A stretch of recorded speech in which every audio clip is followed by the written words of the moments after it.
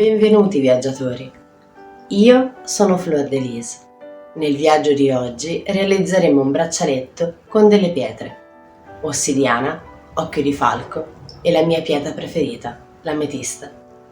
A fine video vi racconterò di come è nata l'ispirazione per questo bellissimo progetto creativo e adesso iniziamo questo viaggio.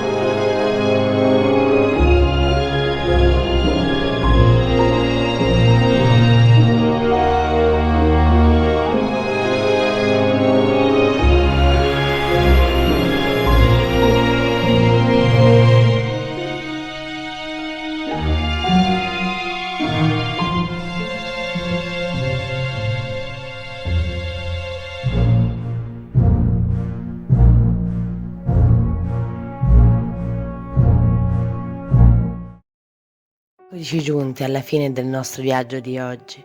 L'ultima cosa che voglio raccontarvi è com'è nata l'ispirazione per questo progetto creativo. Come ormai ben sapete, adoro i gioielli con pietre o cristalli. Collane, anelli e braccialetti attirano sempre la mia attenzione e la mia curiosità. Quindi, per il progetto di oggi, ho voluto realizzare questo braccialetto sui toni scuri, con ossidiana, delle meravigliose perle di occhio di falco, che con la luce hanno degli incantevoli riflessi blu scuro, e ovviamente non poteva mancare la mia amata ametista. La bellezza di queste creazioni è che non hai limiti alla fantasia.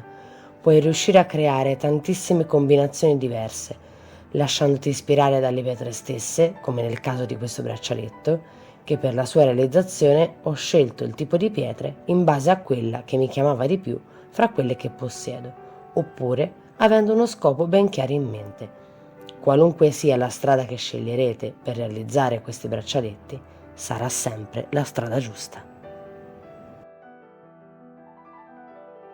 Spero che questo viaggio nella creatività vi sia piaciuto. Vi aspetto nel prossimo video e se volete continuare a viaggiare insieme a me in questo fantastico mondo, non perdetevi gli altri video e iscrivetevi al canale se non lo avete ancora fatto.